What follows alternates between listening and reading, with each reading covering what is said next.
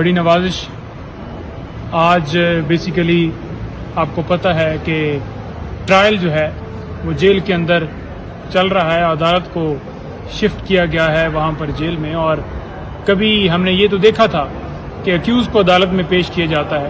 یہاں پر یہ ہو رہا ہے کہ عدالت کو جو ہے وہی عدالت چل کر وہاں پر اڈیالہ جیل میں پہنچ گئی ہے. تو ان کیمرہ پروسیڈنگز, جیل کے اندر ٹرائل, کسی بندے کی ایکسیس نہیں, صحافی حضرات کی ایکسیس نہیں, آپ کے جو کونسلز ہیں ان کی پراپر ایکسیس نہیں, پبلک کی ایکسیس نہیں. تو یہ کیسا ٹرائل ہو رہا ہے؟ ہم وہاں پر پہنچے ہیں اور عمران خان صاحب جو ہے ان کو بلایا گیا, اور جب بلایا گیا ہے تو ساتھ ایک پنجرہ نما ایک کمرہ تھا, ایک سیل ٹائپ, جس میں خان صاحب اور شاہ محمود قریشی صاحب تشریف لائے ہیں. اور جالی کے اندر سے ہی خان صاحب جو ہیں وہ عدالت سے اور ہم سے مخاطب ہوئے, اور جب مخاطب ہوئے ہیں تو انہوں نے بات کرتے ہوئے یہ کہا کہ یہ جو سلوک کیا جا رہا ہے اور کہ اتنی پابندی ہے کہ وہاں پر نماز پڑھنے کے لیے وہاں پر جو ہے وہ اتنی سختی کی ہوئی ہے کہ واک کرنے کی کوئی اسپیس نہیں ہے. یہ خان صاحب کہہ رہے تھے. بالکل. اور دیکھیں بات یہ ہے, اچھا پھر یہ بات جب انہوں نے کی تو اس کے بعد پھر کیا یہ جج صاحب سے وہ مکالمہ کر رہے تھے؟ جی, جج صاحب سے کر رہے تھے, اور انہوں نے کہا کہ لاسٹ ڈیٹ کے اوپر جب آپ نے حکم دیا تھا تو انہوں نے آپ کے حکم کی امپلیمنٹیشن نہیں کی. آپ آرڈر کر کے جائیں جیل مینول کے مطابق. بالکل جو دہشت گرد ہیں ان کے اوپر بھی اتنی سختیاں نہیں ہیں جتنی کہ عمران خان صاحب کے اوپر لگائی گئی ہیں. اب بات یہ ہے اس پر کیا کہا گیا پھر؟ جج صاحب نے یہ کہا کہ میں اس کے اوپر آرڈر فرماتا ہوں, کرتا ہوں, اور آج میں یہ کروں گا. خان صاحب نے کہا کہ نہیں, آپ زبانی کلامی نہ کریں, آپ اس کو ریٹن کریں اور ان کو پابند کریں. تو خان صاحب کو بہرحال اس کے بعد جب ہم نے سب نے شور مچایا اور خان صاحب کو کہا گیا کہ آپ ان کو جو ہے وہ لے کر آئیں وہاں پر کمرہ عدالت میں, تو کمرہ عدالت میں آنے تک بھی انہیں کوئی 7 سے 8 منٹ لگ گئے, کیونکہ وہ سیل کا کوئی راستہ اس طرح سے پیچھے سے تھا کہ انہیں پھر دوسری طرف سے گاڑی پہ جو ہے وہ لے کر آئے. اور خان صاحب آ کر اور شاہ محمود قریشی صاحب دونوں آ کر چیئرز کے اوپر ہمارے ساتھ بیٹھے. 2 لائنوں میں ہماری چیئرز لگی ہوئی تھیں, اور 7 جو ایسے چیئرز تھیں ان کے اوپر خان صاحب کو جو ہے وہ بٹھایا گیا, اور پھر سماعت شروع ہو گئی. ہے وہ انہوں نے پہنا ہوا تھا.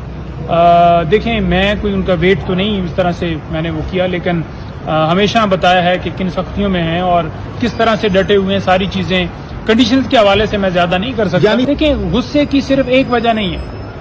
غصہ آپ دیکھ لینا کہ جو نظام انصاف ہے اس کو کیسے یرغمال بنایا گیا ہے. اچھا سخت سے بھی میں آپ کو بتاتا ہوں, جب ہم نے عدالت کو یہ بتایا کہ ان کیمرہ پروسیڈنگز ہو رہی ہیں, اسے اوپن کیا جانا چاہیے, اور ہماری درخواست اسلام آباد ہائی کورٹ کے اندر پینڈنگ ہے جس میں ہم نے یہ استدعا کی تھی کہ اوپن ٹرائل کیا جائے, اور ہم نے یہ استدعا کی تھی کہ جو نوٹیفیکیشن کیا گیا ہے کہ عدالت کو یہاں سے شفٹ کیا گیا ہے اس کو کالعدم قرار کرنے کے لیے وہ فیصلہ محفوظ ہے. تو جب تک وہ فیصلہ نہیں آتا تب تک آپ کاپیوں کے حوالے سے جو پروسیڈنگز ہیں وہ آگے جو ہے وہ سماعت ایڈجرن کریں. اور اتنی جلدی کیا ہے جب فیصلہ محفوظ ہے, ہائی کورٹ میں اپر فورم کے اوپر موجود ہے. تو عدالت نے جب آرڈر لکھوایا, آرڈر کے اندر انہوں نے کہا جی کہ کاپیاں جو ہیں وہ تقسیم کی جائیں, اور یہ جو ہے نیکسٹ ڈیٹ کے اوپر جو ہے وہ فرد جرم اور یہ وہ.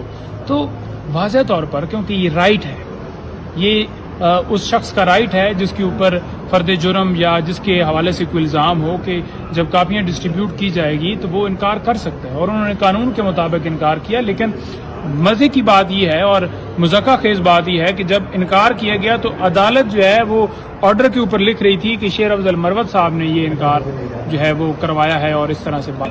ایسا کچھ نہیں تھا. جو وکیل ہوتا ہے اس نے اپنے کلائنٹ کو بتانا ہے کہ یہ چیز, اس سے یہ فائدہ ہوگا, اس سے یہ نقصان ہوگا. جب ہمارا معاملہ اسلام آباد ہائی کورٹ کے اندر پینڈنگ ہے تو ہم نے خان صاحب کو, کیونکہ انہیں تو نہیں پتا کہ کاپیاں کیا ہوتی ہیں, انہیں تو نہیں پتا کہ فرد جرم کے اندر یہ کیا کیا لگائیں گے, انہیں تو نہیں پتا کہ ایویڈنس میں یہ کیا کیا چیز اور کس موقع کے اوپر کون سی اپلیکیشن دینی ہے کیا نہیں دینی. تو انہیں تو ہم نے گائیڈ کرنا ہے. ہم نے انہیں گائیڈ اس لیے اس حوالے سے کیا کیونکہ وہ صرف یہ چاہ رہے تھے کہ ٹرائل جلدی سے کنکلوڈ کیا جائے, فرد جرم لگایا جائے, ایویڈنس کروائی جائے اور خان صاحب کو سزا. سماعت جب ہو رہی تھی تو خان صاحب نے ہم سے بھی گفتگو کی.